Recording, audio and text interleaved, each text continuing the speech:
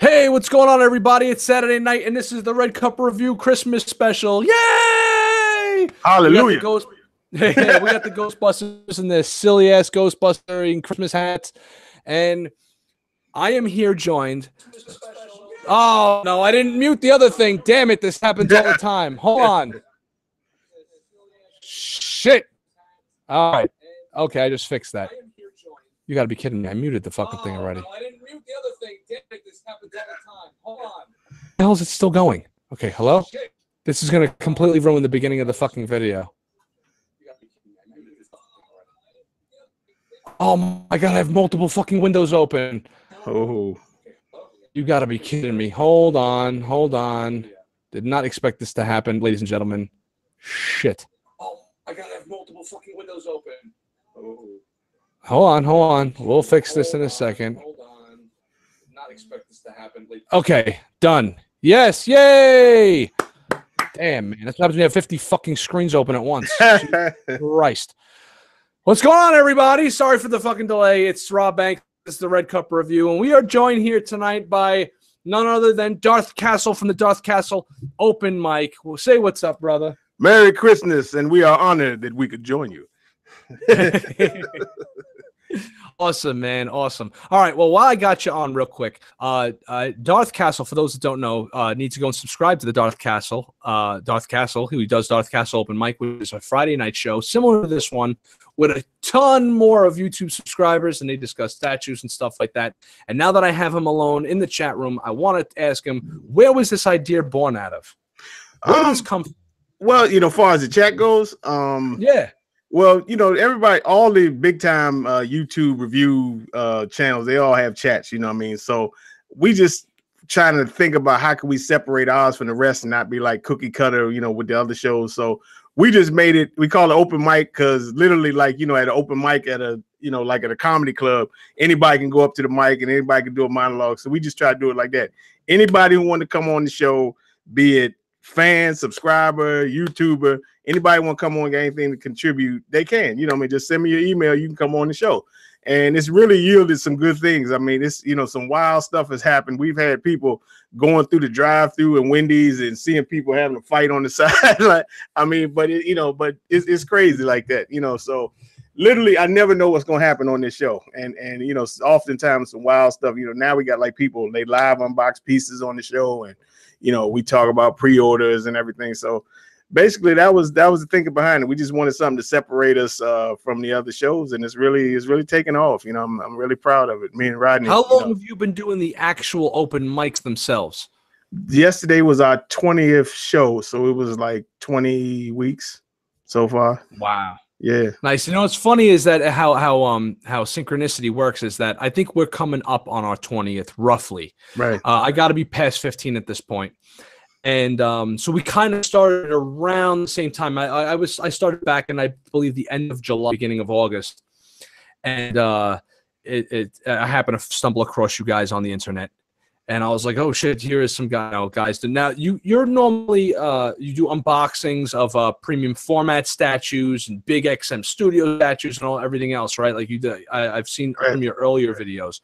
So this was like something to kind of like kick some juice into the channel a little bit, or just to switch things up. Yeah, it was to add a little content, and this way we could have like a forum to talk about the news and pop culture, everything to do with collecting and why we collect, and where your style comes from for us collecting, and what where you draw your inspiration from. And you learn a lot about a lot of people, YouTubers, viewers, everything. And what I like about it is the interaction with the chat. The people actually, some people they send in pictures for us. Hey, what's happening? What's up, bro? Like that. So exhaustion, but go ahead. Sorry, I didn't mean to interrupt, but go on. Oh no, it's all good. So I really do like the the viewer interaction as far as with YouTube. It's technology is incredible. I would have never imagined anything like this was possible, growing up or whatever, so yeah, I know this is incredible too, because especially since the fact that I was able to, for a while, coming from my own perspective, I'm glad I was able to do this channel. This was born out of a thing for me and my son to kind of, you know, break him out of his shell, get him in front of a camera, because I have some previous camera experience and stuff. And then for a while, I wasn't able to actually vent out my collectible, like like my circle. As we get older, our circle gets smaller and smaller, right? We start becoming more and more family men or women or whatever, right? And I found myself telling my wife, like, you know, I don't get that outlet I used to have anymore. I don't have the weekly D&D sessions anymore. I'm not going to the comic shop, talking shop with the guys in there anymore. I moved away. I moved upstate. And then this happened. And then I started doing the live shows with my buddy Baz. And what was funny was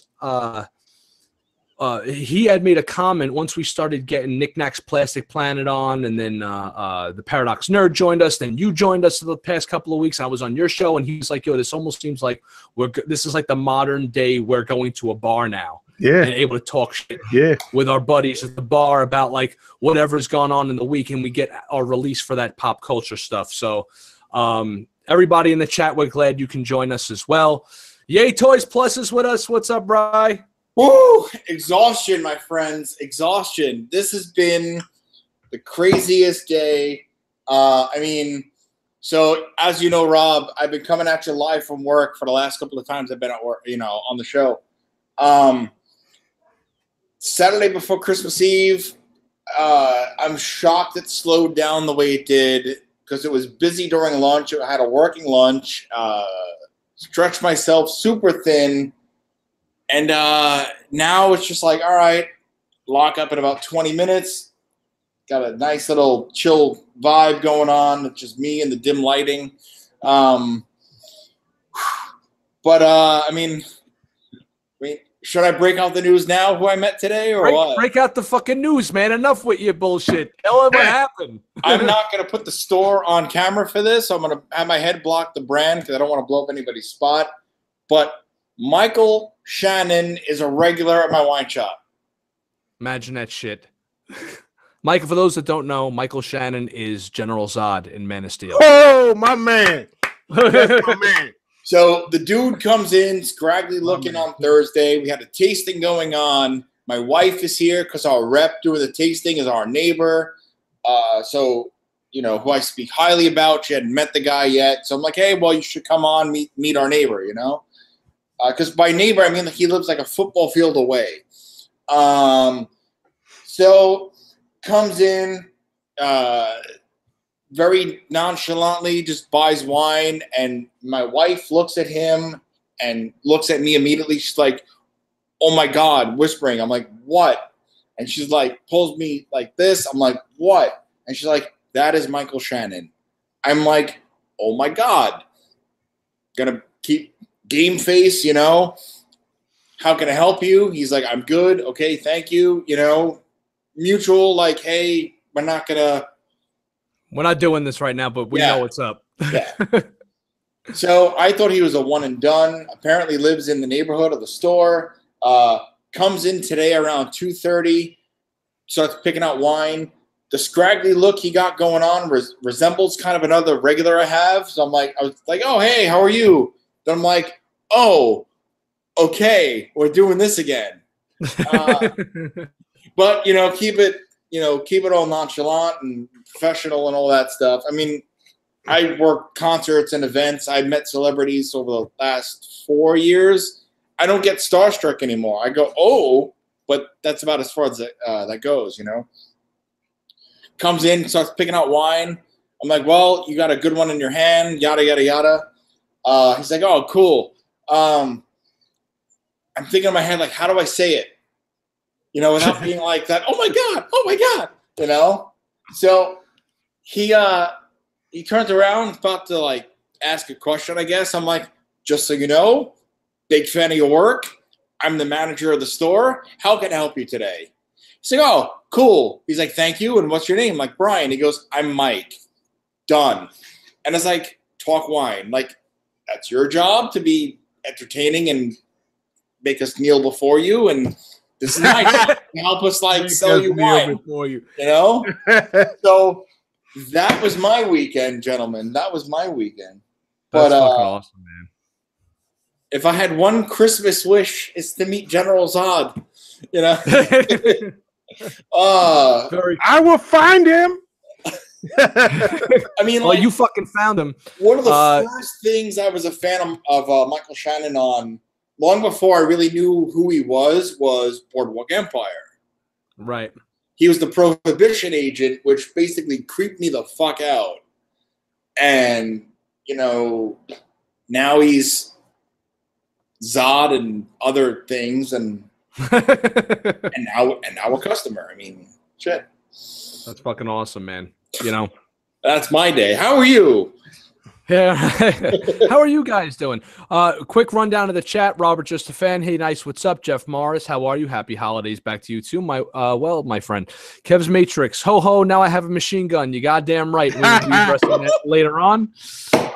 Johnny Wendell. So what did everyone think of Aquaman? I didn't see the fucking movie because I tried to take my little man to see it yesterday. For some reason, there was a 1 o'clock showing and then a 7:30 at night showing with nothing in between. Weird. So you could see Mary Poppins at 1 o'clock, 3:30, 4:30, like 6:30 and 7:45 or some shit. And Aquaman was like 1:45 and 7:30 at night. So I call up the fucking place and I'm like, yo, where the hell is Aquaman and why is there only 2 shows? And I'll go, that's what we do at new releases. I'm like, oh, so you try to throttle new releases for making money? That makes total sense.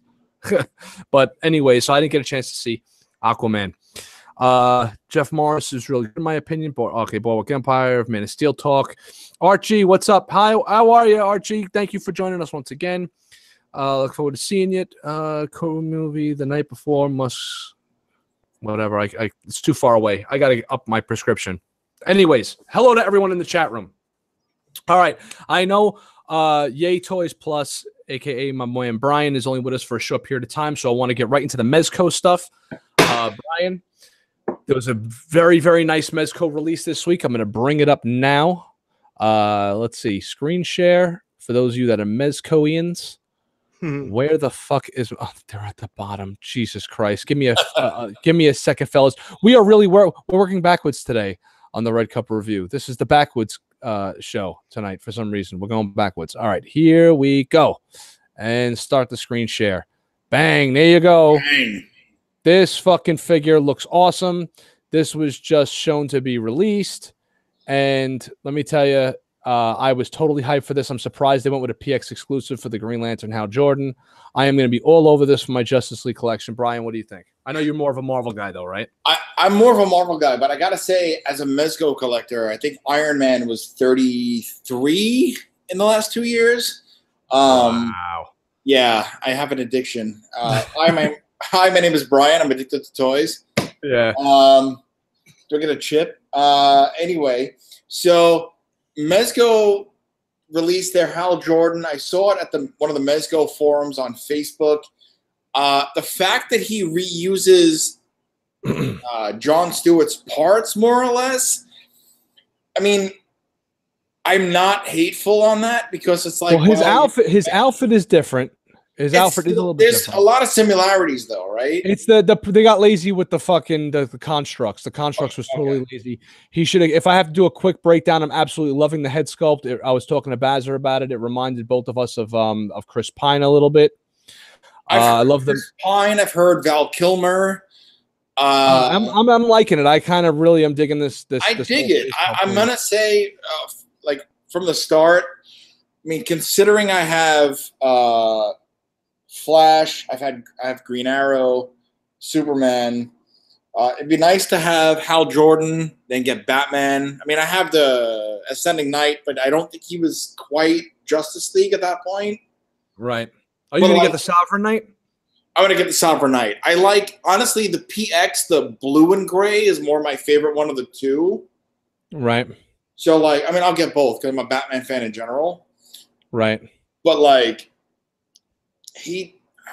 I gotta get Green Lantern. I mean, the fact that it looks like the light shines through the ring and it plugged. What am I reading? It plugs into the lantern to make that glow.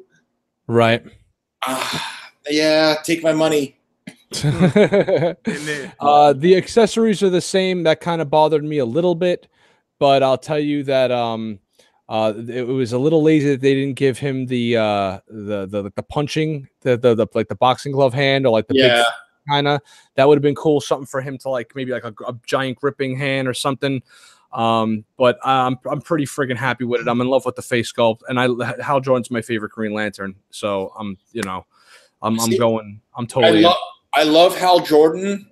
John Stewart, I'm not too familiar with his version of Green Lantern. I know about the tease with, John Stewart Diggle on, if you talk Arrowverse stuff, which Elseworlds. But honestly, I grew up on Kyle Rayner. So I'm wondering if we'll get a Kyle. Oh, you're going to get Kyle Rayner eventually. You're going to get the four mainstays. You're going to get Kyle Rayner. You're going to get Guy Gardner. They're coming down the pipe. John Stewart, you want John Stewart stuff? You got to watch the Justice League cartoon because he's fucking awesome in it. I mean, that's really the Green Lantern for a whole generation of people. Like Neil Adams has this thing where he talks about when they were doing the Green Lantern movie, and he was like, they made a big mistake not doing John Stewart first because he was the Justice League cartoon guy. Like he was the Green Lantern for a while, and then you bring back maybe in the John Stewart movie they could have they should have focused more on him, and then maybe whispered of the greatest Green Lantern that went crazy and then died, or maybe had like some kind of flashback and then maybe returned him in a future movie or something, had like the return of Hal Jordan or some bullshit. They could have did that. But real quick, Green Lantern movie, the best part of that movie was Mark Strong as Sinestro. Yeah, well, Mark Strong, anything he does is fucking great. Archie says, I can't recall, but why are the gloves and the boots white? Well, the boots are actually supposed to be green. The gloves are white. They always were white. Green Lantern has always had white gloves in the comics. And I guess now they're giving him the white boots, which I don't mind because it makes the figure kind of pop a little bit more off the shelf. It's got more of like a brighter color thing going on. So that's kind of cool. I could dig it. Archie doesn't follow Green Lantern comics. You should just go and anything Jeff Johns wrote, just go read that. Green Lantern Rebirth and the Sinestro Corps War, some of DC's that put DC back on the fucking map. Yeah, it was like some of the greatest superhero-y type stories. Like I mean, at that time, it was right after I think Marvel did Civil War, and then Jeff Johns got hired by DC to start. Well, no, Jeff Johns was working for DC before that, but he started his Rebirth run where he brought back Hal Jordan, then he brought back Barry Allen. So go back and start with like the Sinestro War and the earlier stuff with Hal Jordan. And then once you get done with that, move on to Blackest Night because that's fucking dope, man. You're talking about a zombie invasion, like Green Lantern zombies. And they have to fight off a horde of zombie flesh-eating Green Lanterns of like all the old dead people in the DC universe. So you have like the Superman that died in the Infinite Crisis. He shows up. Hawkman and Hawkgirl. They're they always die and get reincarnated, so their corpses come back. Elongated Man and all these fucking undead zombie heroes are taking on the Justice League. So it's really dope. Okay, I need Blackest Night back then. Yes, you definitely do. Okay, so it's a purchase for you. I know that's not in your wheelhouse, Thor. I know that you're not into the 6-inch stuff, but you are, however, into the statue stuff. Am I correct? Yes, sir. All right. Well, now this is your time, buddy. Bring up those pitches and let's talk about the great Wonder Woman debacle of this week. No problemo. Apparently this week there was this debacle where a while ago, 7 months ago, this Wonder Woman statue went up for pre-order on Sideshow website, and it was freaking gorgeous. I was thinking about buying the Wonder Woman statue where she's in the premium format and she has like the staff over her back, right? And I was like, I'm not buying fucking statues. I already have the Hot Toys the Batmobile Hot Toys, the DeLorean Hot Toy. I'm thinking about getting the job of the Hut set now. I can't start getting into fucking statues, but if I did, I would be getting that Wonder Woman one where she's holding the thing over. Then I saw this pre-order come out for this Wonder Woman statue that kind of reminded me a little more in the vein of the old superpowers-y type feel to Wonder Woman, brighter colors. I don't want to say more flowing hair, but more like not so Alex Ross-ish looking the way Jason Bond, Odd Couple Collectors talks about the other Wonder Woman statue where she has the staff. That's more of a Alex Ross feel. This is more of a classic comics feel. I saw this statue, completely fell in love with it. It's fucking gorgeous. She's whipping her lasso around. Big intro for that, right? What am I getting? What's the fucking point, Rob? Point is that Now the figure is starting to ship, or it's going to be shipping soon, and you get your prototype pictures, and now you're going to have your final image pictures. Now, Sideshow is normally on the ball, from what I've seen, for the most part, with the statues, from prototype to finished product. However, take it away, Darth Castle. Okay, click on my screen so that you can bring me up on the big screen so they can see it. Yeah, all right. Yeah, that's all. Let's see. We're going to click on your screen now, and here we go. Yeah, so on the left-hand side, you have the prototype, and on the right-hand side, you have production piece. As you can see, if you can see in the eyes, big difference. The skin tone, huge difference. The one on the right is a lot darker. I know Rodney pointed out, because Rodney has this on pre-order, that the crown, if you can see on the prototype, it looks like she really put on a crown, because you see a little separation from the forehead. On the right, it looks like it's connected to her head, actually. You know what I mean? So that wasn't too cool. Then we have another picture here.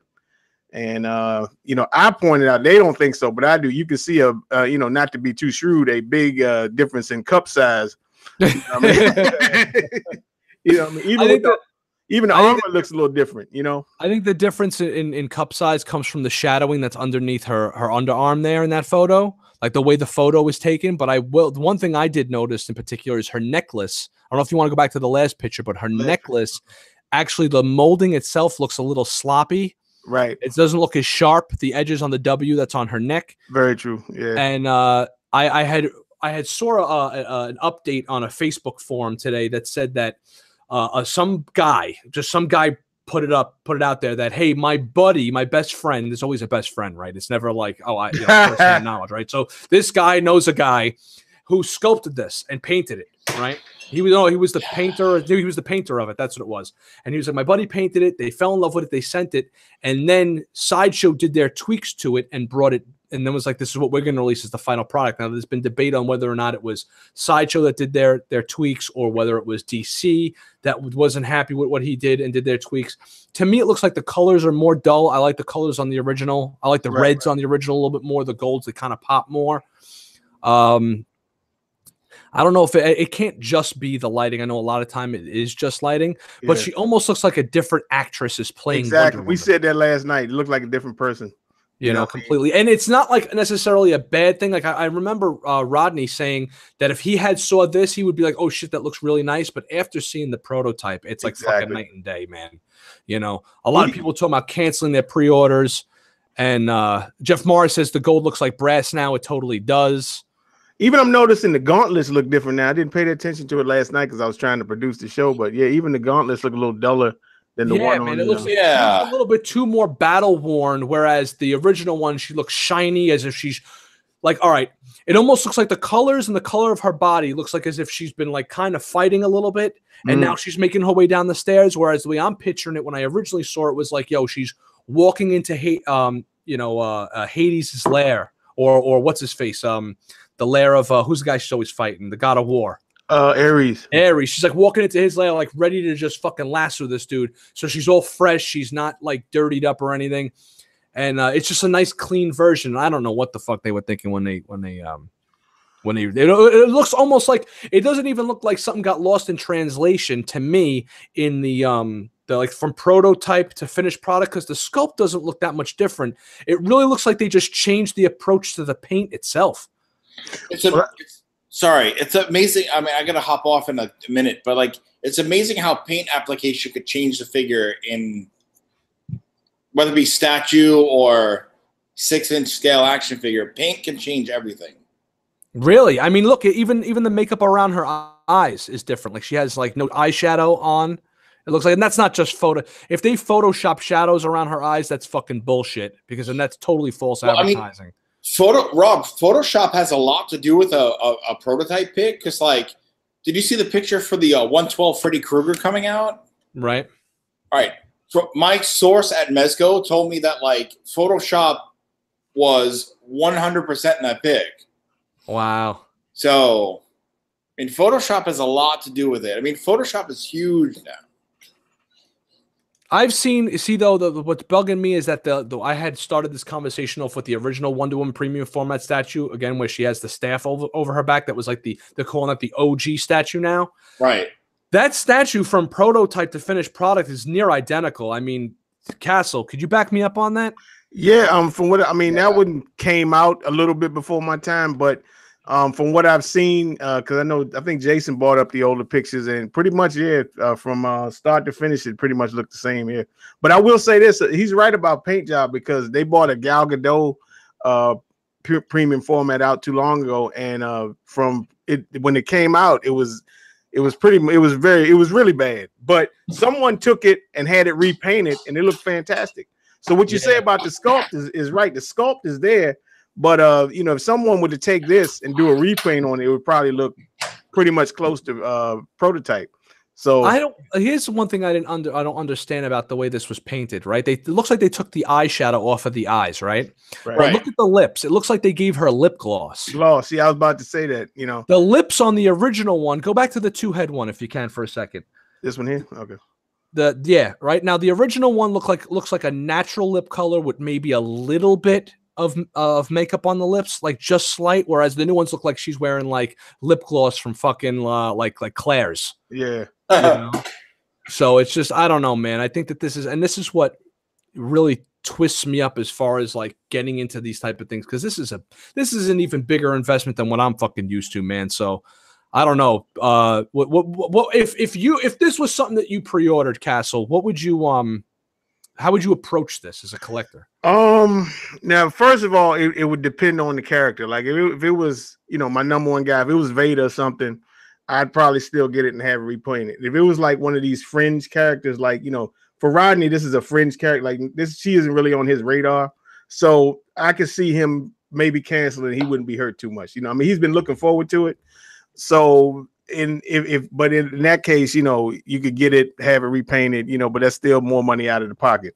So if it were me with this, because I'm not, a huge Wonder Woman guy or whatever, but I'd probably cancel and get something else. Wonder Woman for me is like again, I'm not a statue guy, but Wonder Woman for me is my number 3. My top heroes is Batman, Captain America, and Wonder Woman in that order. Right. So this is like, that's why when I saw the original, I was like, holy shit. Like, I can't believe how fucking nice this looks. And then I know you guys are now chirping in my ear to get into statue collecting. And then I saw this and I was like, okay, dodged a fucking bullet.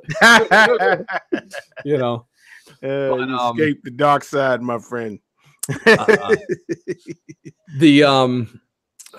You had sent me a link earlier today, an eBay link about that Wonder Woman statue that I was talking, Alex Rossi type style statue that I was talking about, and I was like, this son of a bitch. That's what I do to my mind, man. Is because it was much cheaper than what they're offering it for on the Sideshow website. And I was like, man, I can't. My wife looked at me like, I'll fucking strangle you nuts if you start getting into that shit, Because another conversation that I'm going to have with Nick Knack when he comes back on, possibly next week, is debating on getting rid of my Hot Toys Batmobile from the '89 movie and getting into the. How the fuck are you going to do that, right? I can't. Batman's my guy.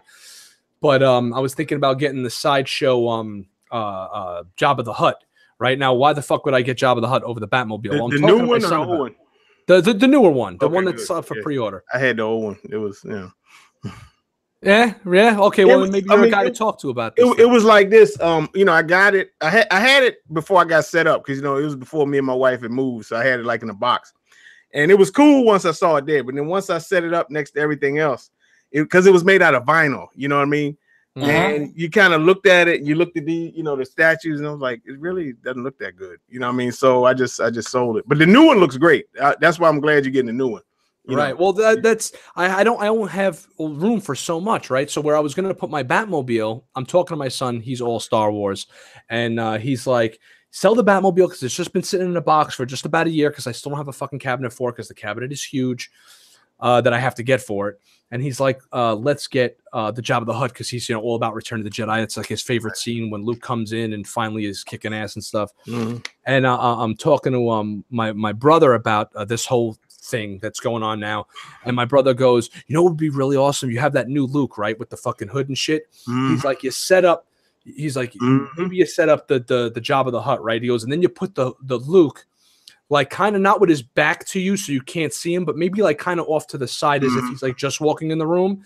He goes, and you put R2 in there with the fucking tray, even though I know he didn't have the tray until a little bit later on in the scene. He goes, eventually you get yourself a C-3PO. He goes, and it'll look like you're in Jabba's palace. As a member of Jabba's palace watching Luke walk in. That's the cool thing about figures that you really can't do with statues. You can create those like little scenes and not give up too much space. So that's, just me, now that I've gotten older, I can't be posing these things and everything. I just don't have the patience anymore. But that's the one advantage. And two, in with the Hot Toys, you get more, like it's a lot of characters that they're making in Hot Toys that I wish they were making in statue form. You know what I mean? That they're just not doing. So that's, that's another advantage as far as figures go, at least with Star Wars. Yeah, definitely. Brian. Yeah, what's up? Spesh K33. Here's a question for both of us. Spesh K33 a few messages ago had said that was anybody on the ball for that that Popeye variant that came out, and he was like, nah, he didn't really care for it. And I'll start off by saying that when I started promoting that figure, because I'm telling that Popeye figure is fucking amazing. You could talk about it in a second. I didn't want him. I didn't want him. I didn't want him. And I'll say that 20 times more. Damn reviews. And it was actually a tie between you and Foosh, my buddy Robo. So you guys sold me on that. I saw the videos. I saw pictures. I'm like, okay, damn it. I want that figure. I didn't want it at Toy Fair. I'm like, okay, it looks cool. Not my thing. Move on. And then, like I said, watch Robo, and I'm like, I gotta get Popeye.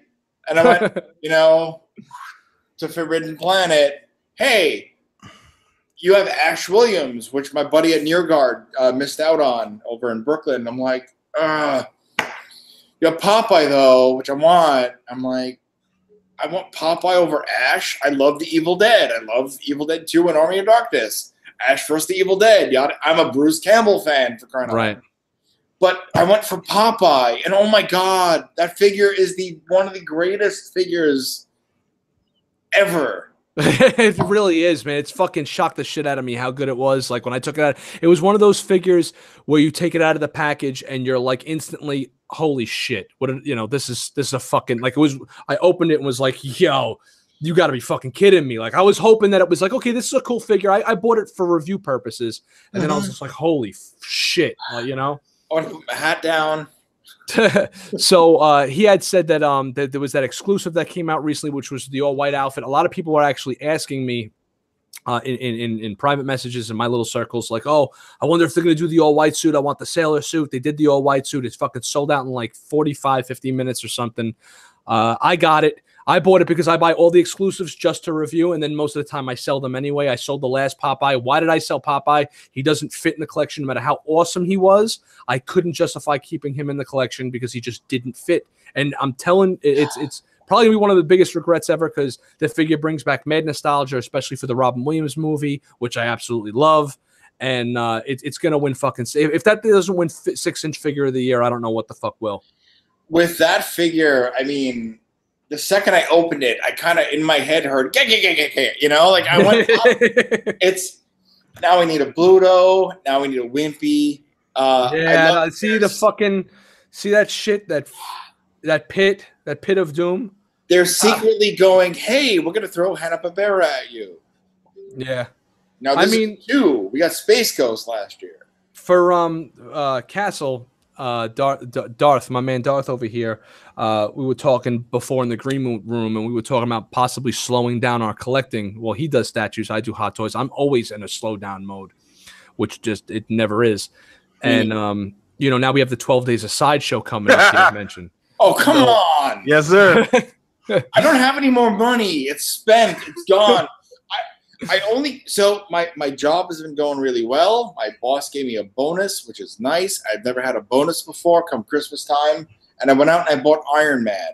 Mezco Iron Man, if that's not runner-up for figure of the year, I will be shocked because it reminds me of the Toy Biz classic Iron Man, but metal.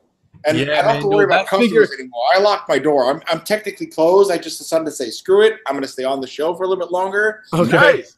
Because it's the end of the year, and I'm not knowing when I'm going to have any more free time before January. So, hi, everyone. Us coming at you live from Rob's Red Cup Reviews.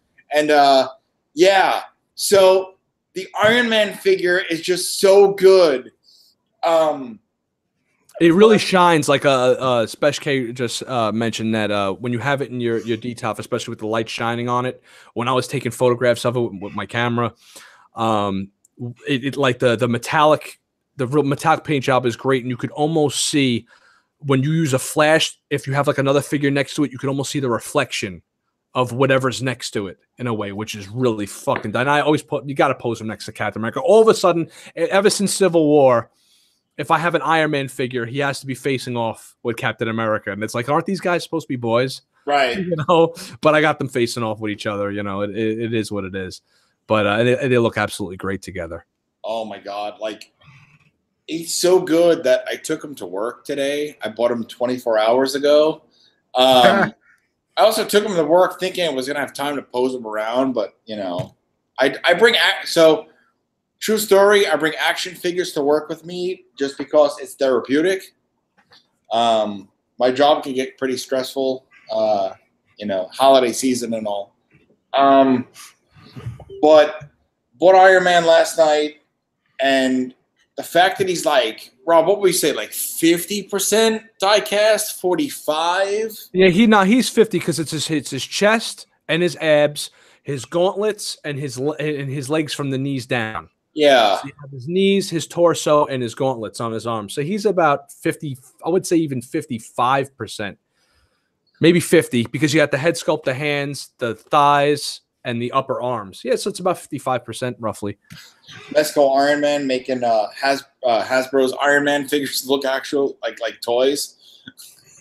Yeah. But I love that like they kind of went for that Toy Biz look and just made it metal. Well, that's the class. That's the Secret Wars Iron Man. I'm glad it is. Yeah, absolutely it is. Secret Wars. That's the Iron Man we grew up reading in the 80s. So I'm glad they went with that first. Like I love the little flip up piece. All right. Oh yeah. And you can have like the helmet kind of posed up above his head. Apparently they fixed that because like the Mark 42, the black and yellow LA Con one, right, that had like a lot of like stress mark issues on the clip. Okay. So apparently like the sides are stronger. Something in that realm. All right, that's cool. Hey man, whatever. Look, the shit looks great in my fucking cabinet, and I'm pretty much satisfied with it. He's great in my bag. He's vanilla in my bag. All right. Gentlemen, real quick, I want to say to everybody in the chat room, please like the video if you haven't already. You like the video, and then it bounces the fucking algorithm to other people so that they can come and join the chat. Also, subscribe to Darth Castle, Yay Toys Plus, and obviously the Red Cup Review if you haven't already. Hi, everyone in the chat room. Rob, let's see. I was going to say I love being on the show, dude. Yeah, nah, man, you're always welcome, obviously. Okay, real quick, collectorsresource.com. You guys want 15% off of anything from a comic shop? You go to collectorsresource.com and enter the code Red Cup Review, capital R, capital C. Red Cup, no, I'm sorry, capital R, capital C, capital R. Red Cup Review, one word, and just order from them or call them up and say, yeah, Red Cup Review fucking sent me and I want to order whatever I want, and they'll give you 15% off and you can use that as many times as you want.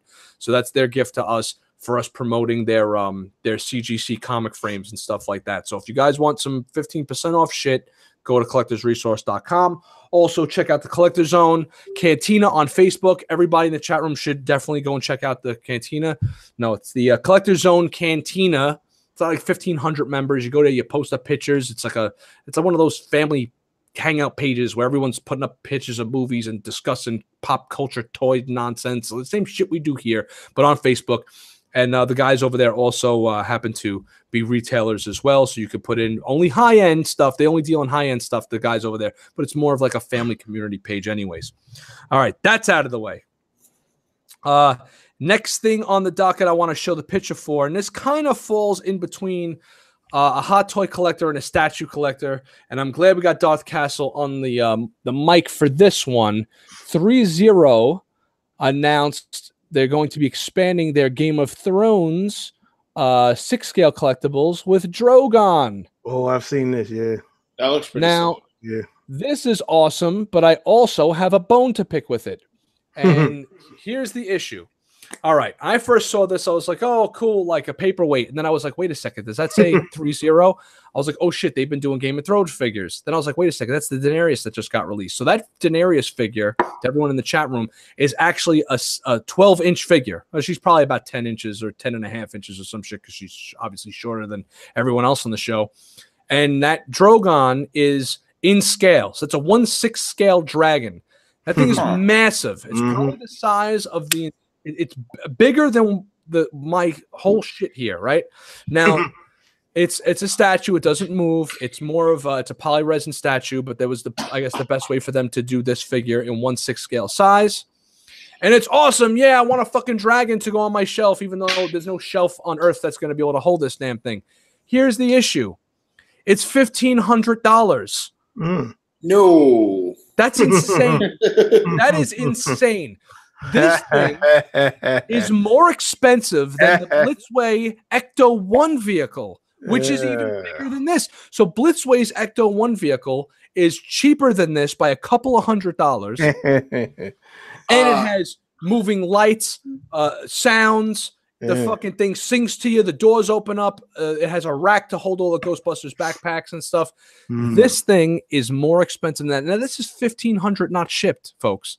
This is $1,500. And then you're probably going to have to pay like $100 or more for shipping for this damn thing. That is... So I got to hop off in a sec. But that is actually... Do the math. That's about, what? 14 Mezco figures on PX before shipping. Yeah, I know you're the Mezco. It's like I have the Mezco guy, the hot toy guy, and the statue guy. You know, all kind of throwing their dice in this game here. But so to be honest, I was never the Mezco guy, and then my friends were like, "Well, you gotta get Shadowlane Daredevil." Blah blah blah. I'm like, "Well, okay. Oh my god, I'm in love. Okay, here, take every dollar I have and all the future money I'll ever make." Yeah, Jeff Morris is, the Hulkbuster was cheaper. That's another thing too. That's absolutely fucking insane that the Hulkbuster, all the shit that thing does, fitting a figure inside of a figure and all that. Yeah, Darth, would you ever be able to justify something like this? I know this isn't necessarily specifically in your wheelhouse, but let's just say it was a Darth Vader. Yes. Gentlemen, I will start to say, welcome to the real world, my friend. I will promise you. Okay, let me put it into perspective. This in statue terms, $1,500. That's about a little bit above average. You know, it's like I could swing it. You know what I mean? That's statue term thinking. Okay. I promise you, when you get this in hand, your breath will be taken away. I guarantee it. You know what I mean? My XM Ghost Rider over here, that was $1,800. But when you actually get these things, and I've been exactly where you've been. I was like, I ain't paying that much money for that shit. And then you go out on a limb at one point and you buy something, you're like, my God, I didn't know there was stuff out there like this. And he's like, well, I want some more. And you keep going higher. And the look at this, I've seen pictures of this before tonight, and I promise you, when you get something like this, it's going to be hard to go back. You know what I mean? Right. I promise. So if you don't want to start, then don't start, because you will be getting more. I promise.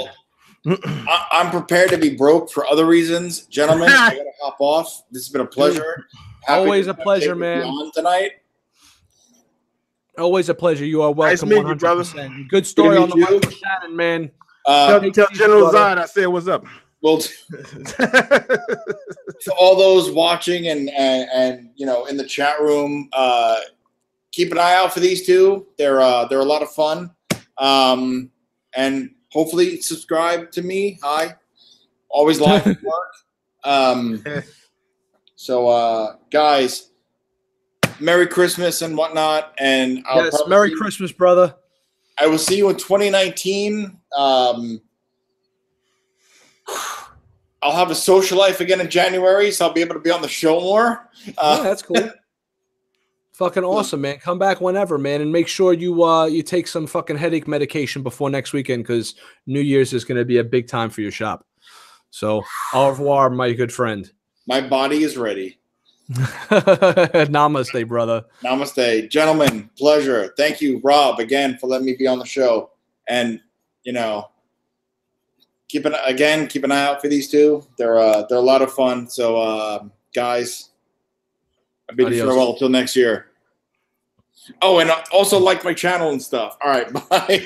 Yeah, take it easy, man. Take it easy. You know, friends before me. That's how I do. Yeah, it. no, we're gonna put your link in the description below afterwards when this goes. You can send a check my way. Guys, thanks again. Later, man. Later. So Darth, I understand that. I understand the mentality of having something like that and it being like massive and crazy. My first car was $2,500. Mm-hmm. Now, granted, it was a 1985 Dodge Spirit. I wasn't driving an 85. I was only 3 back then. Right. But it was $2,500. I understand that was a long time ago. I don't need a Drogon figure. You know, I'm also the dude that was going to spend the money for the Blitzway. The only reason why I'm not getting the Blitzway Ecto 1 is because I just don't have room for it. Right. I was gonna fucking shell out the $1,300 for it and not give a fuck, because I was like, yo, I want, you know, Ray looking under the hood. I want, you know, Egon eating his Chinese food in the fucking. So I wanted to have them kind of all hanging out, like posed on that. Had that be the center point of my collection, but it was just so absolutely massive. I was like, yo, I can't fit this in my fucking house. I mean, I could, but then it's going to be like behind my couch. I'm never going to see it. If I have the reason why I focus my collection here and on the other side over there is because when I'm sitting watching TV, I want to see it. I want to see everything in front of me. Exactly. So I'm enjoying everything around me. I could have stuff like I have drawings and posters and stuff like behind my chair and shit. But that's for like when I'm just walking around and like kind of, you know, cleaning and dusting and be like, oh yeah, it's cool. You know, cool movie or cool drawing I bought once at a con. But as far as my main collectibles, it's got to be up front and center, man. Mm-hmm. So and then you're gonna that's a fucking coffee table piece. Yeah, I mean, I'm gonna tell you, I've been exactly where you've been. I'll put it to you like this: every single statue collector has been exactly where you are, and they've always said, you know, man, I'm not paying that much money for that stuff. And for me, I don't know if you can see it, like down here, this Vader statue down here, that's the one that started. That's what started it for me, you know. And when I got it, I was like, that's it, you know, because it's a step up, you know what I mean? And you know, what I've learned is patience. You know, it's definitely a marathon, not a sprint.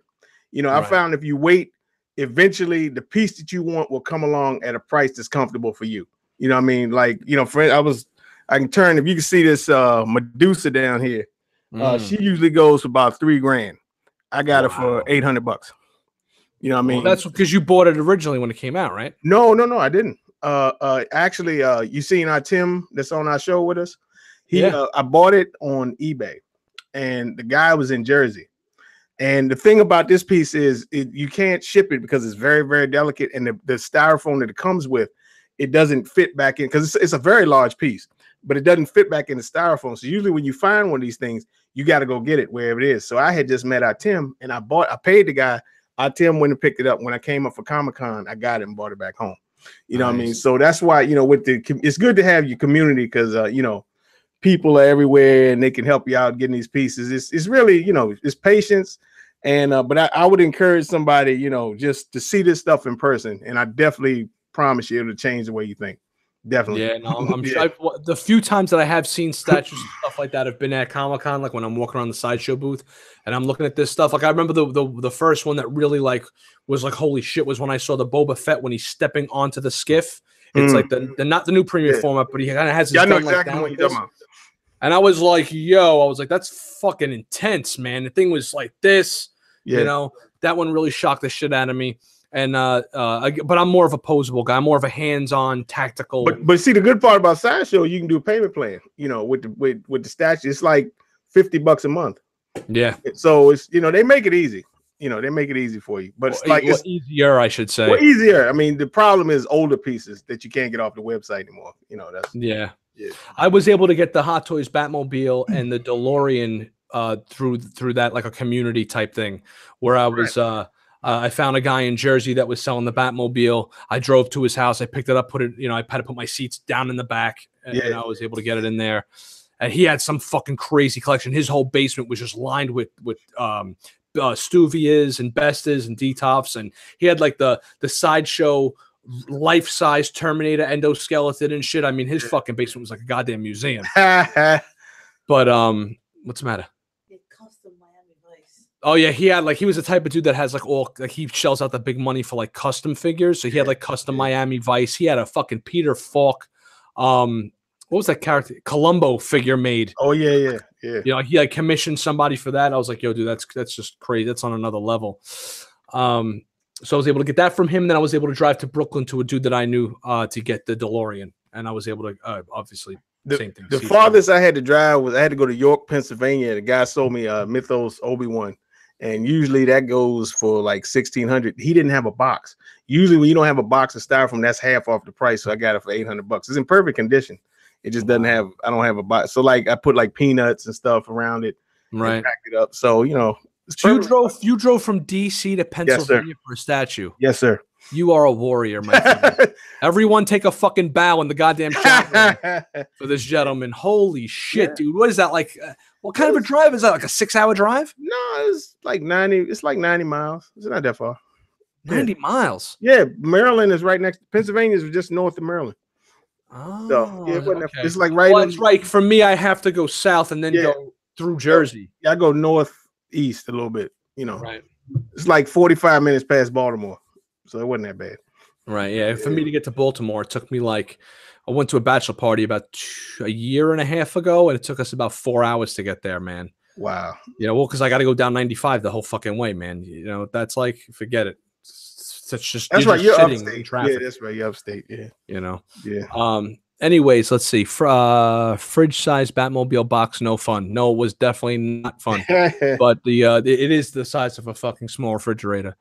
I'd like to get it out one day and actually just enjoy the damn thing before I even consider getting that Jabba the Hutt thing. But the Jabba, see, if I'm gonna what I wanted to do with the Batmobiles, I was gonna have my Hot Toys Batmobile out, right?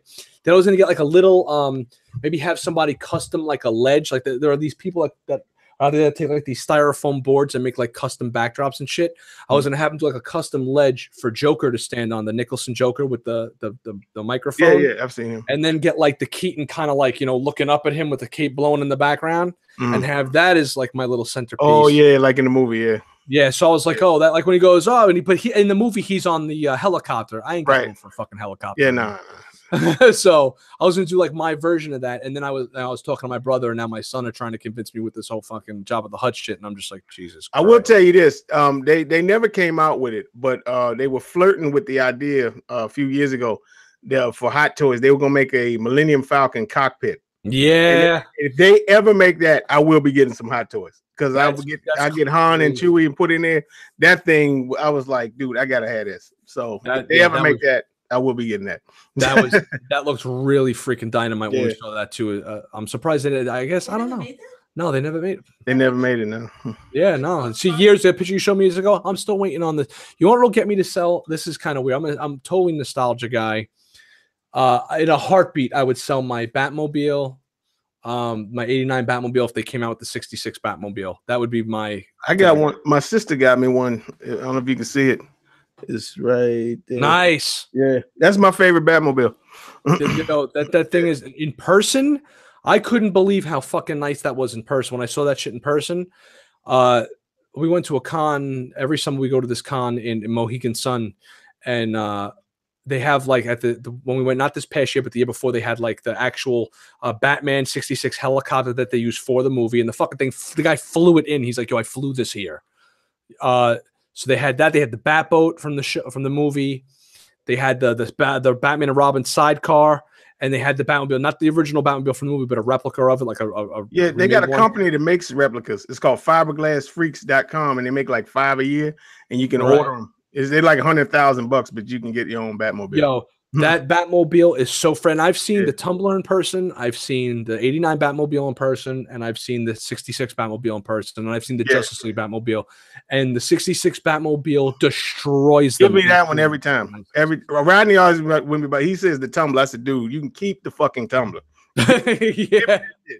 You know? Look, I get it. Like the Tumbler's cool. It's tactical. I get it. Batman in a fucking tank. We get it. It looks when you're standing next to the Tumbler's not that tall. I'm 5'7". I'm almost as tall as it. It's like around. It might be like 5'9" as far as height goes. Not much more than that.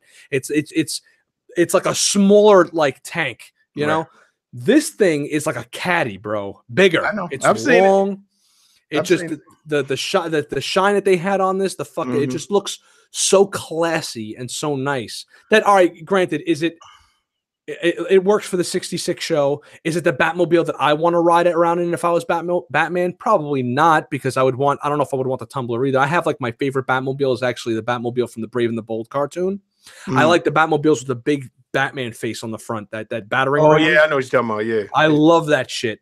Batmobiles in that style. And the Brave and the Bold is kind of like a mix between the 89 Batmobile and that old Batmobile with the bat face on it.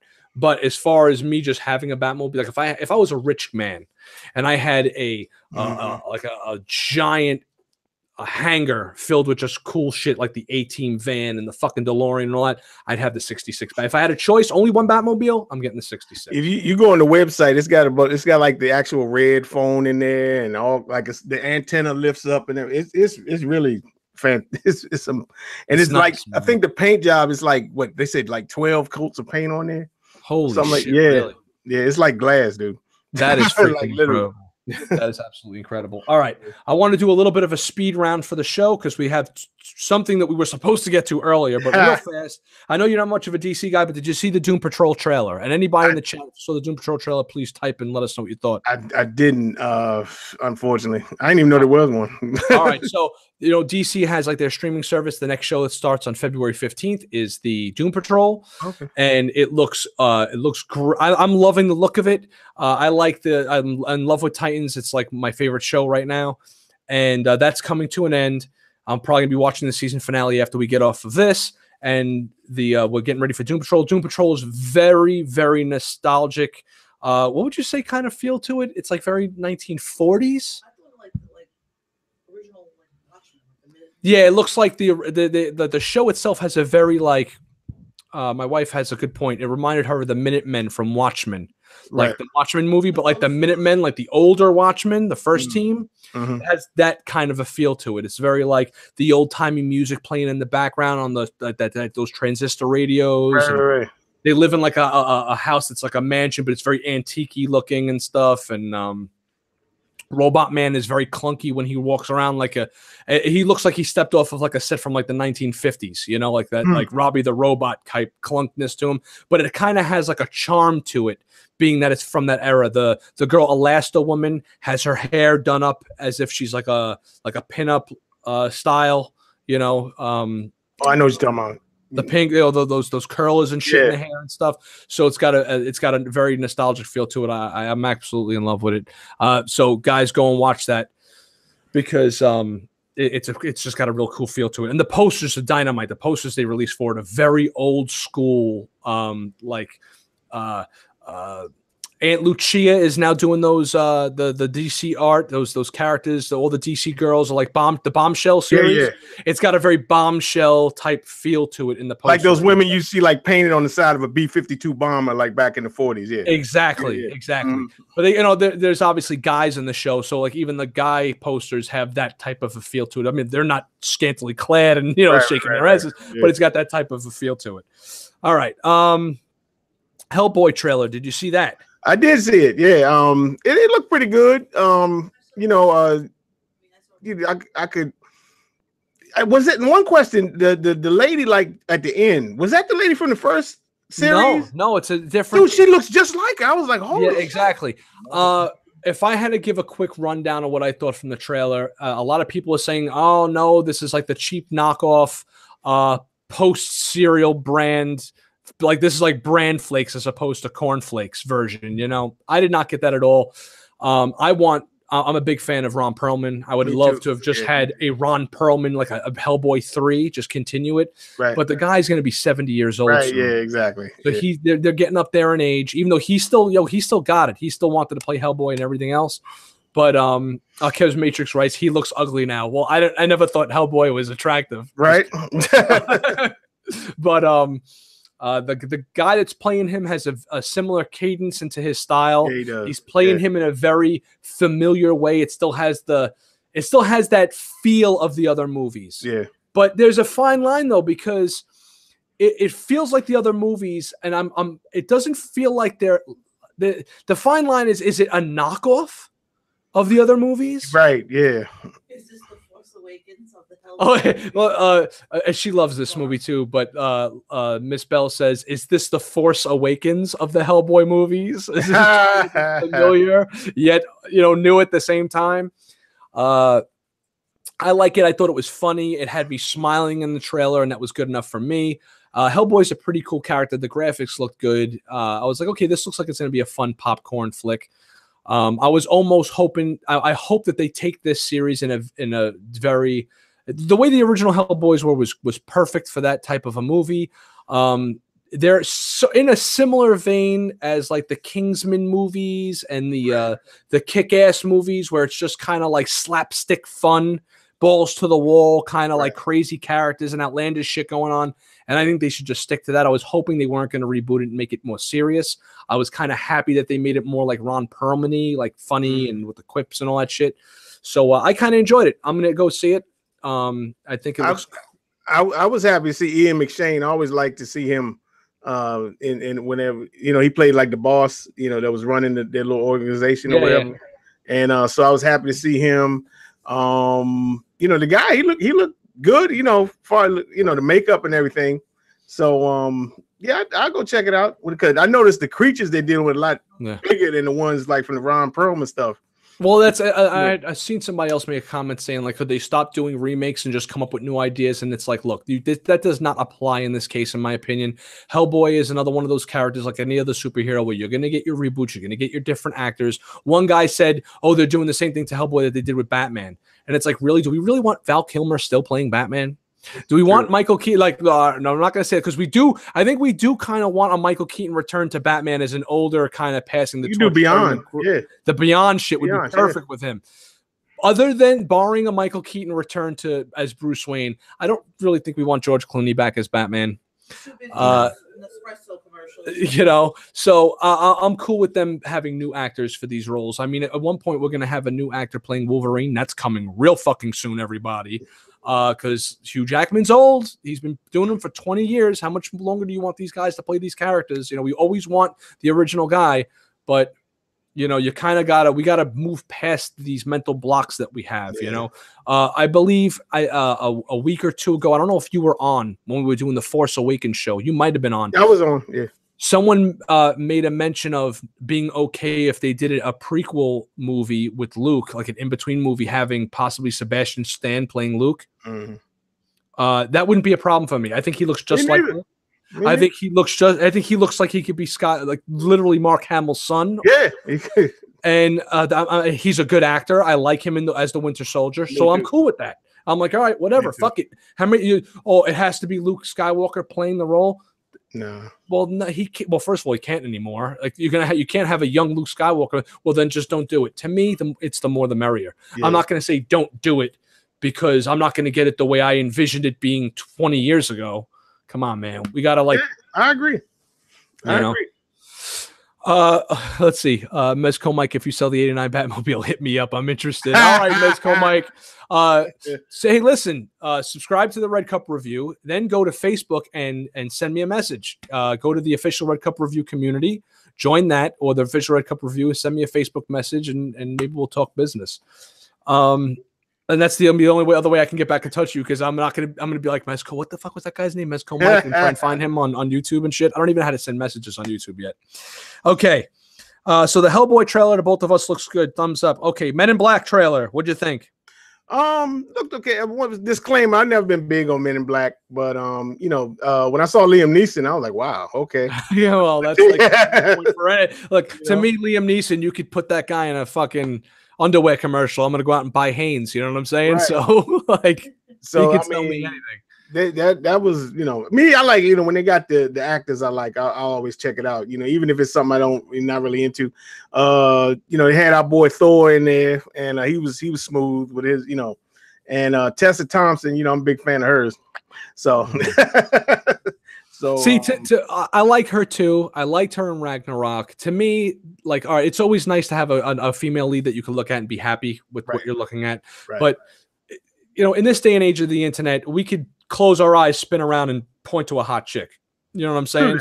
True that. I don't want Tilda Swinton playing the main female role when she's Right, supposed to be hot. Although I probably enjoy Tilda Swinton's acting more than I would like this lady's acting, but I want to look at this lady more.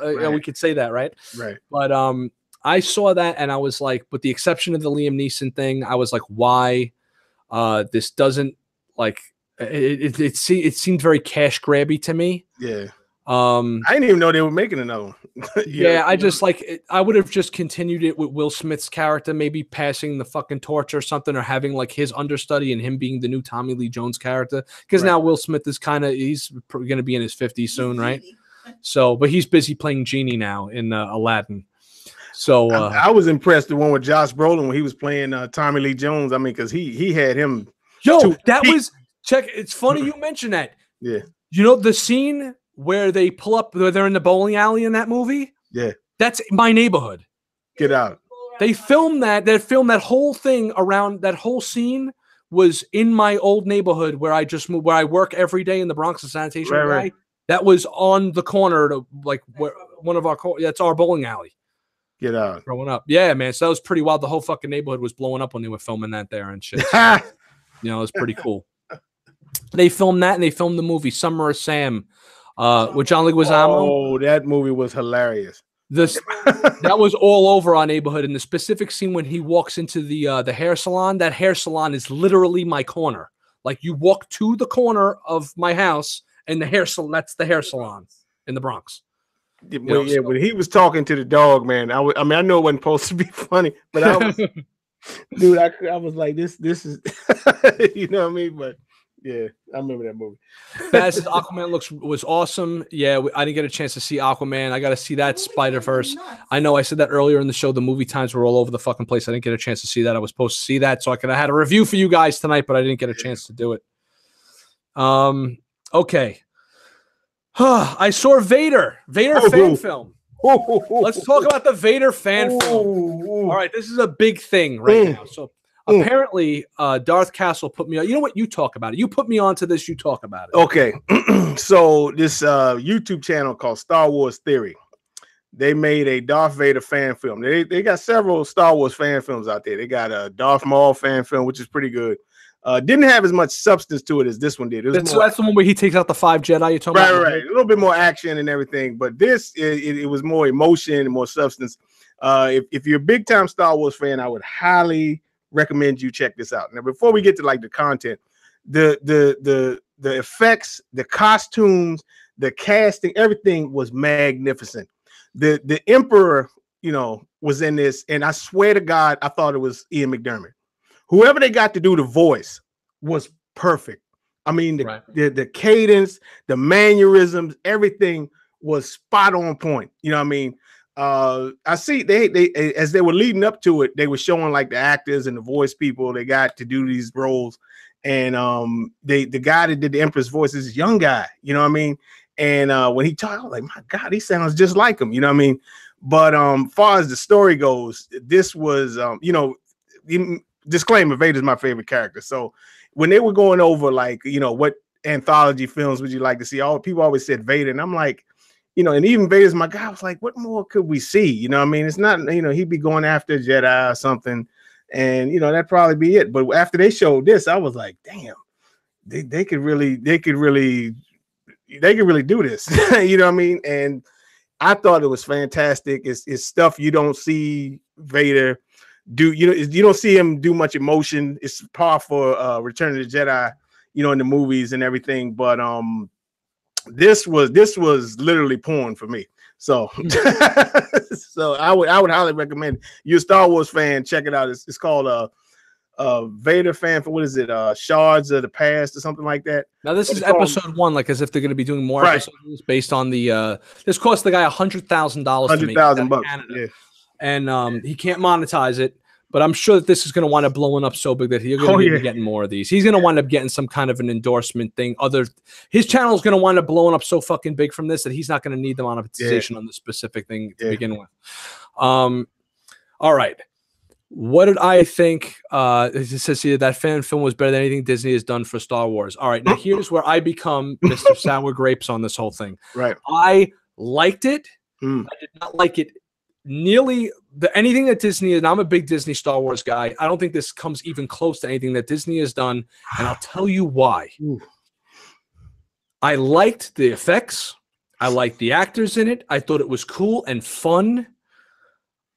I think that we are getting to a point where we want to see, like, you're like, oh, how much more are they going to show us? And then you see this and you see the struggle with him and in his head and Anakin and all that shit and his love for what really goes on in his head.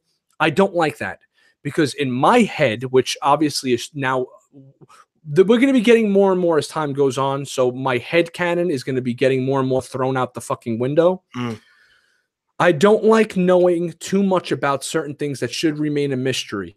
This is why Vader, to me, what makes Vader Vader is the fact that he's Darth Vader. He's not Anakin anymore. He's fucking Vader. And it takes his son dying in front of him to bring him back to the light. So you don't know Vader as being this emotionally torn character. He's gone. As far as Obi-Wan tells us, he's more that man than machine now. Anakin is dead. Vader's running the show. But what these little fan shows are doing now, and these little comics and stuff like that, because they're doing this shit in the comics now too, from what I'm hearing, where they're giving you more into his insight and backstory and how he's constantly thinking about his wife and all that. That makes him too emotionally relatable, and it makes the impact of Luke turning him, it dilutes it. You know, it takes away from the fact that it took his son. Like, in other words, Vader was already ready to turn on the Emperor. And okay, Luke is here now, so fuck it. I'll just join up with my son and we'll take the Emperor out. As opposed to him being gone, I'm evil. And oh shit, wait, I have a kid. Wait, that's right. Wait, now I was Anakin at one point. I'm feeling this pull to a former life that I had. You know, so the Anakin is starting to creep back in when he realizes, oh shit, I have a son. Oh shit, I have a past life that I forgot about and became this evil Sith Lord for the better part of, let's say, 18 to 20 years. These fan films, as awesome as they are, and they're fucking awesome. They're fun as hell. I love them to death. Do I want it to be canon? Do I want to really sit there and think about Vader being this torn person at any moment? He wants to take out the Emperor. I kind of like my Vader being evil, and it takes his son to bring him back. And it took his son... It was more than his son to bring him back. It took his son to be dying in front of him in order for him to say, oh, fuck this. I'm taking the Emperor out. So I think that it makes the end of Return of the Jedi less impactful by giving us more. And it doesn't have to just be this fan film, because this fan film isn't canon. But it gives these comics are canon that we're getting now, these in-between comics. And I think sometimes too much information takes away. I didn't need to see, this is a problem I had with the prequels. I didn't want to see Vader as a little kid. If they would have started the prequels from, and we all agreed that the worst of the prequels was the second movie, even though it has one of my favorite scenes in the whole prequel trilogy, the fight with Obi-Wan and Jango in it. That was probably the worst out of the prequels.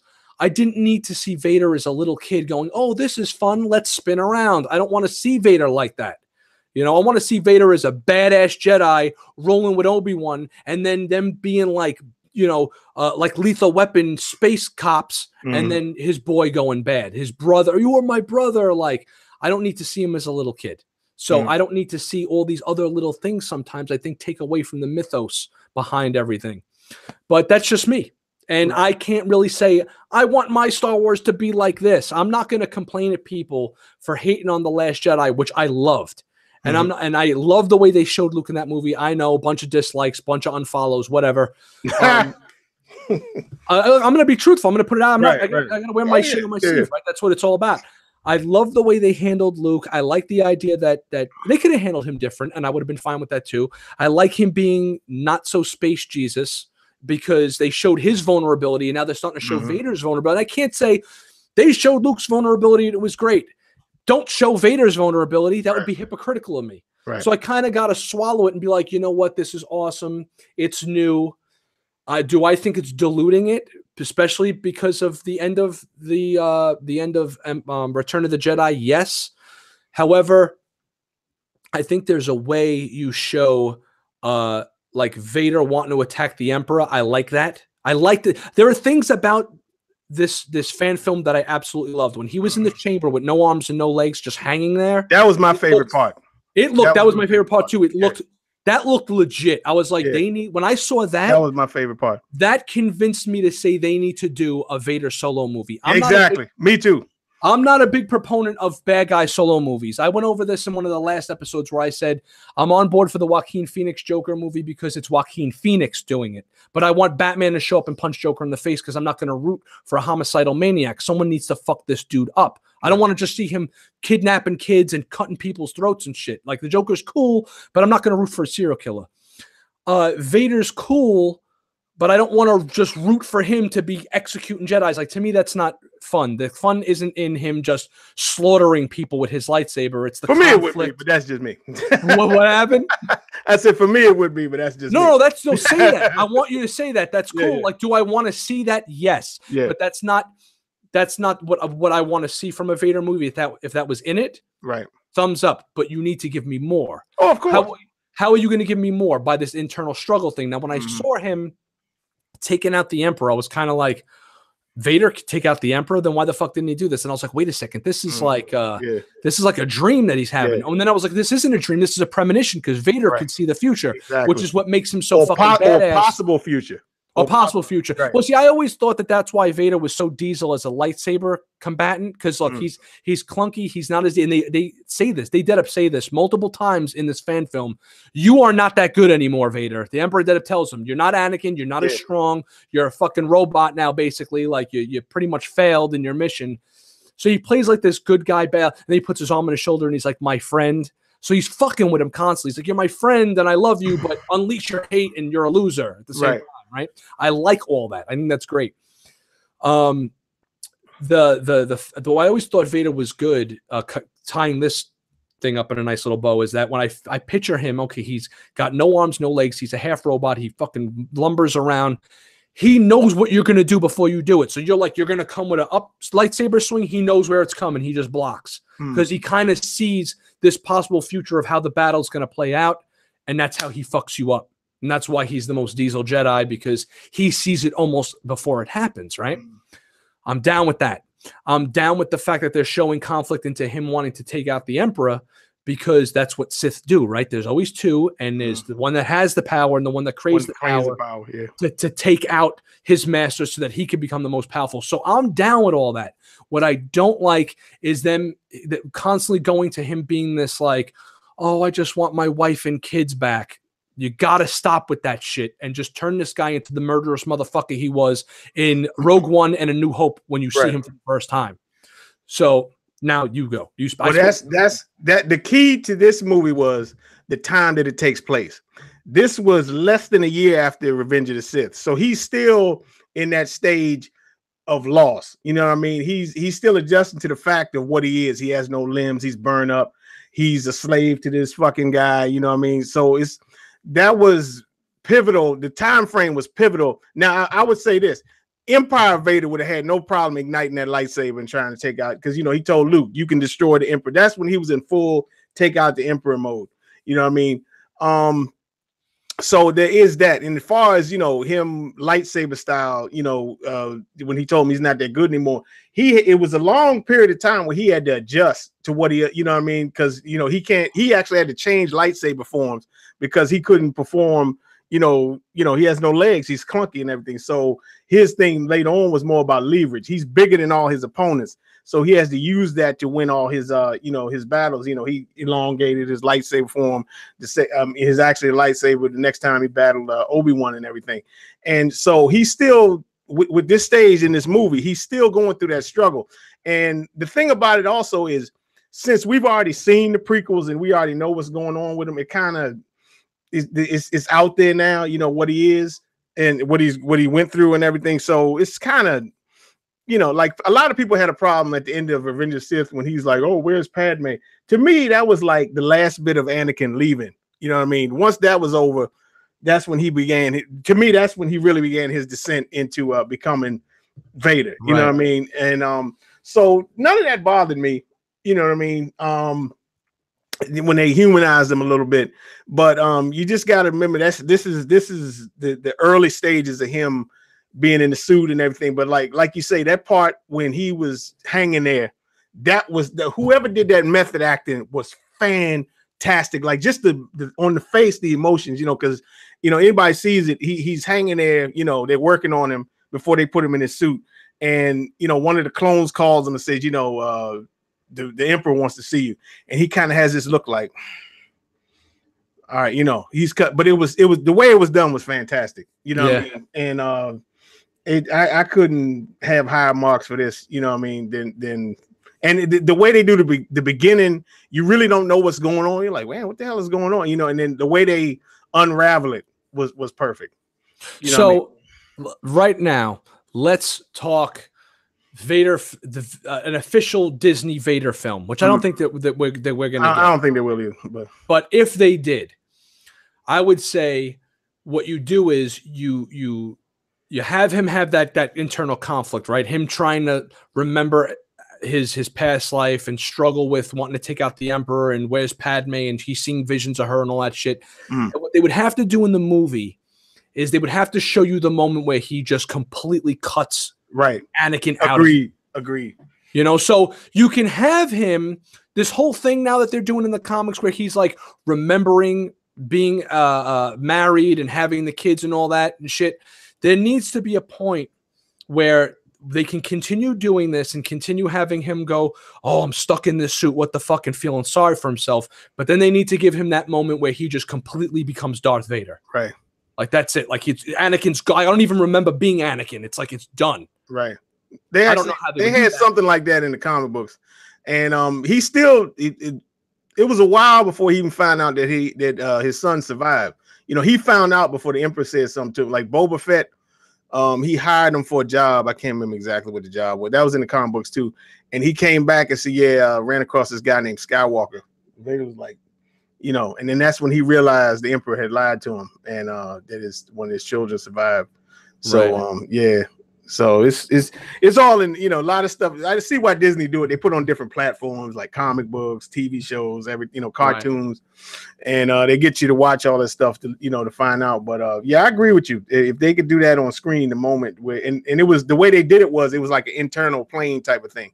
Darth Vader in the suit actually had a duel with Anakin in like you saw in the movie. He was, you know, in his mental thing, you know, him seeing him taking out the Emperor, it was like that. And then of course Vader won the battle and then Anakin was dead.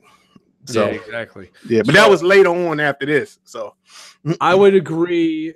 I wouldn't necessarily. I have to agree with whatever they put out, and I just gotta hope it's good. You know, that's why I like The Last Jedi as much as I did, because I just went into it saying I hope this is good. I have no expectations for this. I don't want any specific thing to happen. I mean, I kind of wanted Rey to be a Skywalker. She may still be.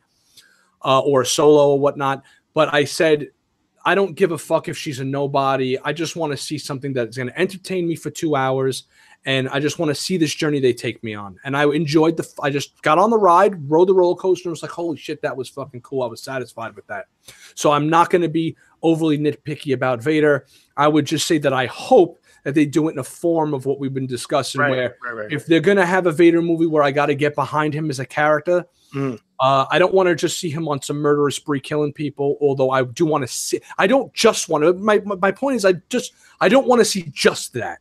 I want to see that plus. Oh, exactly.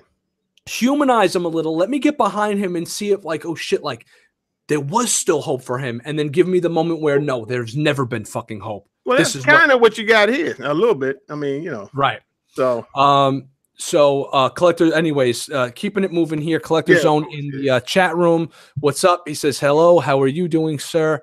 Rob Swallow, tell Nick Knack to set him straight. Yeah, all right. That's what's gonna be right. Rob just runs his mouth, and Nick Knack comes with the Star Wars fucking me over the head with it. Star Wars needs to redo Christmas special. The old one is so bad. It would be funny if they redid it like a modern day Christmas special. Why can't they just replay it for us? Yeah, they're never gonna fucking replay it. They want to put that shit as far down, you know. But let's see what we got. I got to round the show out, and I got to end. I'm not ending it just yet, but we're going to be getting to the end soon. I want to just say, and I'm sure I'm going to argue with Bazzer at a later installation, that I saw Venom finally. Bazzer loved Venom. I watched it and thought, and you ready? Here comes another bunch of dislikes. I can't understand how people like this fucking movie and didn't like The Last Jedi or Solo, because this movie was a B movie at best to me when I saw it. I thought Tom Hardy completely carried the movie, but then again, I think Tom Hardy does everything well. I've never seen him do something that I didn't like. So I was like, wow, thank God Tom Hardy was in this movie, because I thought, first of all, I don't think Venom works without Spider-Man. Again, here we go. Rob doesn't like villain movies, personal taste. I thought it was funny. I thought the parts with Venom were kind of funny. I didn't think it was the people are raving out this movie like it's the greatest fucking movie. You have to see it. I watched it, and both me and my son were like, this movie was okay. Then again, I didn't like the Deadpool movies either, but I don't like Deadpool as a character, so don't pay me for that. I'm just not a fan of I don't need to see Ryan Reynolds make dick jokes for fucking 2 hours. True. The movie was fun. I want to see the big spider on his chest. Here's something that I need Rodney on for. Having a Venom movie without the spider on his chest is having a Punisher movie without the skull on his chest. All right. You need the fucking guy I need him to be in that universe. I thought the end of the movie with the CGI was just a smorgasbord of nonsense. It reminded me of a Transformers movie where I didn't know what the hell was going on. I thought the villain was terrible. The main bad guy, like him just being like, he looked cool. The shit he was doing, he chopped everyone in half. Yeah, it's awesome when they're chopping people in half. And then the next scene, when they clean the blood up, it's back to bullshit character again. Yeah. So it had no depth to it. I was not interested in it. I have no. If they don't put Spider-Man in this, I don't see a reason to even have another Venom movie. I give it a C+ just because Tom Hardy was in it. Otherwise, if it was just like Chris Pine playing, like someone wrote Agent Venom, if it was like Chris Pine playing Agent Venom or something, I would have been like, I don't ever need to see this. Like I saw the trailer, I wasn't interested in from the jump. And if Tom Hardy can't get me interested in the goddamn movie, and I was gonna see it. I was like, hey Grayson, Venom's out. You want to see it? Like, we can get it now. And he was like, yeah, let's watch it. This is awesome. We watched it, and he was like, yeah, it was kind of cool when he was like taking out all the soldiers and using the dude, he picks the guy up and uses him to beat up everybody else. Yeah, that's cool. But then it goes back to like, all right, whatever. Like, Venom's just, when he's fighting Spider-Man and Spider-Man, I want to eat your brains, he's interested because Eddie Brock hates Peter Parker, and there's conflict there because Peter Parker kind of fucked his life up. That's the conflict that I want to see. I'm not just interested in a giant Venom beating people up and stuff. I enjoyed this Venom more than the Spider-Man 3 Venom, but I kind of understood the Spider-Man 3 Venom more because Peter Parker was actually a dick in that movie, and he had reason to enact revenge on him. There was actually like plot there that like, I could see now why this alien wants to kill this guy. This movie was just like, okay, we're going to make a fun Venom movie. And I don't, in the days of Marvel, and apparently with DC making a great movie with Aquaman, and I enjoyed BVS. I loved Man of Steel. I loved Wonder Woman. Justice League was hit and miss for me. In a day and age where you have movies like this, especially of Marvel's caliber, you got to come with some fire, man. These fucking X-Men movies and these side movies, with the exception of Logan, which was more like an art film, you got to up your fucking game, and Sony just doesn't know how to do it. They just can't do it the way Marvel does. I'm sorry. Yeah, I mean, as a big time, blockbuster, I wouldn't say this is it. But see, me, I'm different. I enjoy, like, okay, I'm an 80s kid, so I had Thundercats and He-Man and all that stuff. As you can see, there's a Mum Ra statue behind me. I like these. I love these grimy kind of dudes. I think they're funny. The grimier you are, the funnier you are. And they don't get no more grimier than this Venom stuff. You know, Yeah. when he was interacting with the symbiote, I mean, I was crying laughing, man. It was, you know, it was more funny than it was, you know, like, you know, for the action and everything. You know, the action was all right. You know, it was cool. When he tells him, when he says to him, you can't, you're gonna eat somebody's head off again. You're gonna bite someone's head off again, and he's like, more than likely. He tells him that was funny. That was don't get me wrong. I didn't hate the movie. Right, like, I get you. This movie was terrible. The movie was enjoyable, but when I see everybody going nuts over this stuff, I'm like, I'm not expecting Infinity War. Yeah, no. But there are people that are like, that. No, oh my God, this is up there with like Black Panther, and this is up there with No, Winter Soldier, and I'm like, get a fucking life, everybody. Really, like, stop with that shit. The part when he wanted to go back down to the Venom, like, you gonna go back outside, and he hits the elevator, he goes, pussy. Man, I was that was funny too. So, you know, it was entertaining. It was, and even I watched it with my wife the other night, and she loved it. I was shocked. I was like, damn, I didn't think she would like it, but she did, you know. So, well, because those scenes were funny. It turned into a funny buddy cop movie kind of thing going on there, which was, I mean, it was all right. But I mean, in this day and age, man, when I'm gonna, like, I could only go to the movies few and far between. And again, I didn't pay to see this in the movie theater, but time is also limited. And if I have the chance to sit down and watch a movie like Venom, or I can watch any Marvel movie, any one of them, I'm watching a fucking Marvel movie. And I know Rodney hated Ragnarok, but Ragnarok was much fucking better than this. I'm sorry. You'll be on here with 2 hours with him on that. Me and him can butt heads, and you will, trust me. All right, to end this, round the show out, because it's getting kind of late. This is the Christmas episode, and I'm going to. I asked our guest if he has a favorite Christmas movie or a top 3 Christmas movies off the top of your head, and anybody in the chat room, give us your favorite Christmas movies. We're going to end this on a big time positive note here. So, what's your favorite Christmas movies, bro? In no particular order, it's A Christmas Story, Die Hard 1, and Die Hard 2. Every Christmas Eve around 6:30 in the evening, I put on Die Hard. That's every year ain't no question. Then that goes off, I put on Die Hard 2. Then I go to sleep, wake up, open some presents. Those are my 3 favorite Christmas movies. Excellent fucking choices, man. I'm surprised you came with Die Hard 2, because Die Hard 2 actually takes place during Christmas as well. Yeah. Okay. Here are mine, and this is the order I have them in. My number 3 is Lethal Weapon. Yes, that is also a fucking Christmas movie. Yeah. It takes place during Christmas. They exchange presents in that movie. People are wearing Christmas hats. There's a tree. They sing Christmas songs. The fucking movie opens up with Jingle Bell Rock. It's a goddamn Christmas movie. Yes, they do. All right. Well, nothing says Christmas more than listening to Jingle Bell Rock while a girl jumps off of a building and kills herself. If that doesn't say Christmas, I don't know what does. Anyways, that's my number 3. My number 2, Batman Returns. Also a Christmas movie, takes place during Christmas. It's a fucking Batman movie. So it gets points for that too. And the movie literally ends with Merry Christmas, goodwill towards men and women. The fucking movie's a Christmas movie. So I'm going with Batman Returns is my number 2. And number 1, if you guys couldn't guess already, it's Die Hard. The argument, I didn't get the book out for tonight. I have the Die Hard sideshow book that they're trying to pimp like it's brand new. I bought that shit last year at Comic-Con when it first dropped, and I had the guy autograph it. And right inside, I have this argument going on with my brother-in-law about how it's not a Christmas movie versus it is a Christmas movie. The fucking writer of the book wrote, to Rob, this is definitely a Christmas movie. For that reason, Die Hard is a Christmas movie. It's great. I love it. Come on, Christmas hats. Now I have a machine gun. Ho, ho, ho.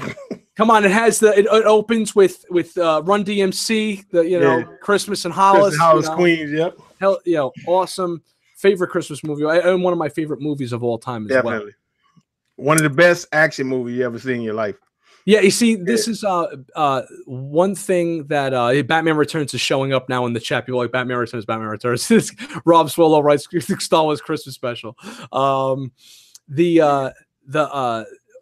great action movie. We've had action movies nowadays that are off the chain. You know, you've had like you actually have to go back 20 years now to The Matrix, right? The Matrix was like the action movie that brought us into the future of action movies, right? With like the crazy special effects and all that, and having the shit look wild with all the stuff they did in that movie. And then you had the Marvel stuff started to kick off, and now you have the modern superhero movie, which obviously they're amazing action movies. Die Hard is one of the best action movies of all time. No question. Gritty, it's grimy. No question. The special effects are almost all they're all practical. CGI didn't exist back then, so they're really fucking blowing shit up in that movie. Yeah. It all looks great. Oh, so look at the thing you learned about when they were counting and they let the guy go. Oh yeah, here's a little Star Wars trivia thing. When at the end of the movie, when Hans Gruber is hanging from Holly's hand. The fucking wife's name is Holly, for Christ's sake. So it's a goddamn Christmas movie. So he's hanging from her hand, right? And Bruce, McClane runs over and he's undoing the chain, right? So behind the scenes, they're filming that shot, and they have the actor, his name eludes me, whatever. Hans Gruber is there, and he's hanging on. And they're like, okay, we're going to count to 3 and then drop you, right? They're going to drop you on the green screen, and he's going to hit the little parachute area, the soft thing below. So they go, all right, we're going to drop you on 3. Ready? 1, 2, and they drop him.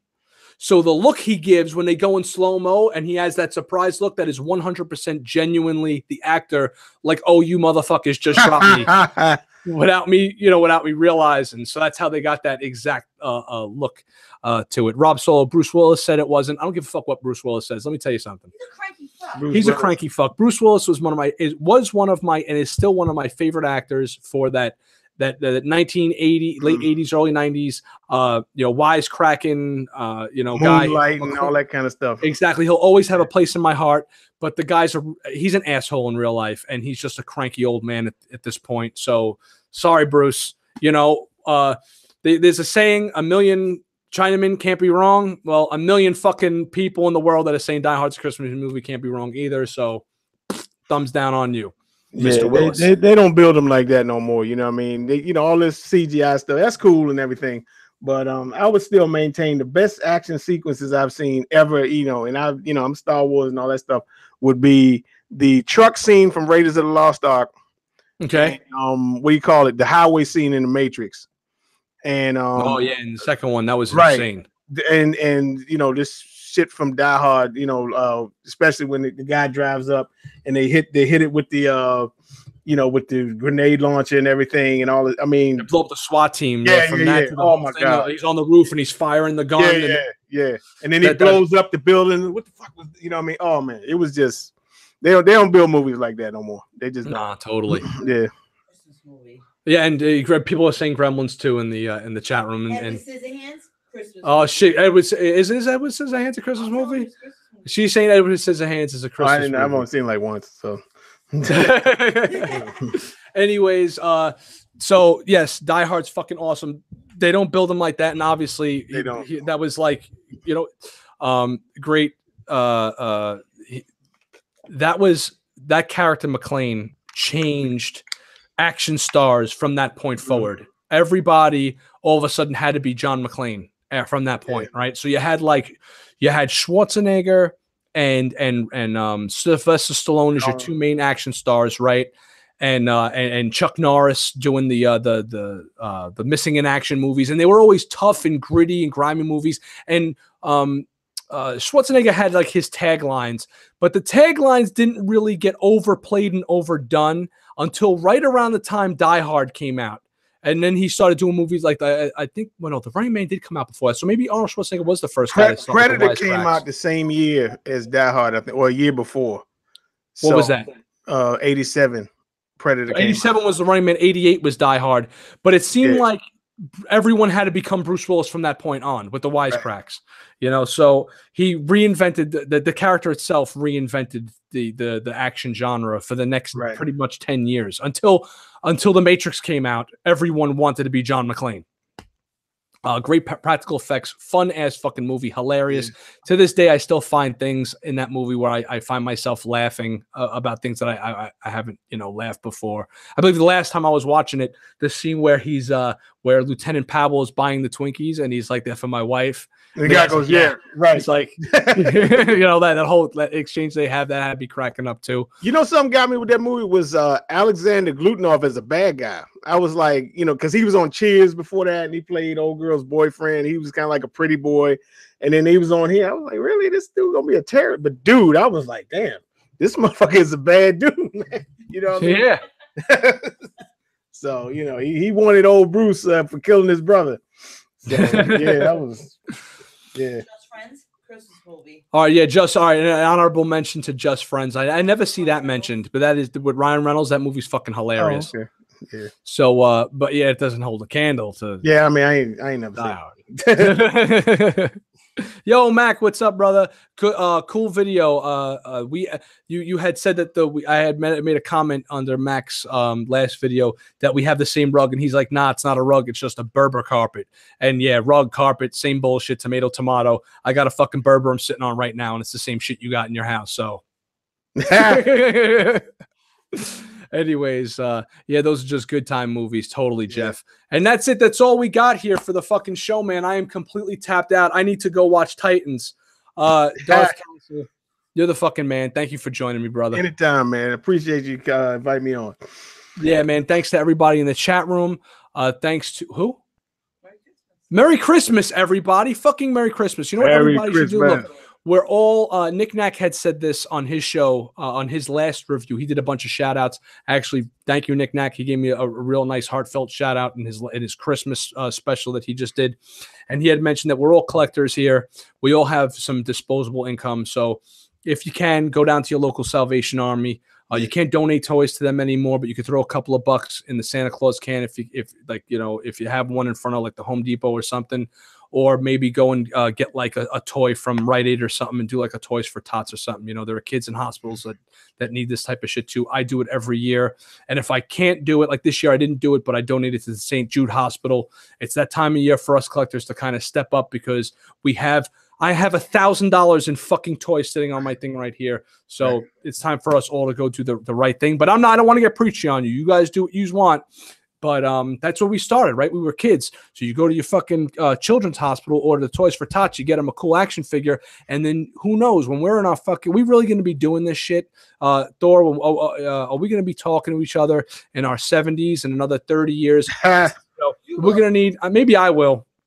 We're going to need the next generation up on YouTube or whatever crazy 3D nonsense they're doing. And maybe whatever it is you go out and buy for that kid is going to inspire them to want to go out and become a collector one day. Exactly. So there you go, ladies and gentlemen. That is the show. Appreciate it. Check out the Collector Zone Cantina on Facebook. Everybody in the chat room should go right now and join up with them because it's just a fun fucking page. It's not just, they don't just sell toys there. They got like pictures of new shit coming out and funny memes and stuff like that. So, and it's like 1,500 people in that fucking group. So it's never a dull moment there. Check out geekstronomy.com. Check out Darth Castle and his open mic every Friday night, 9 o'clock. He knows where it's at. And they do a lot of really cool toys and unboxings of like these giant statues, and they'll make you fucking go broke and put your house up for a fucking second mortgage to buy that shit. So happy holidays. Love all you guys. Thank you so much for joining me week after week on the fucking Red Cup Review. And I will see you next week.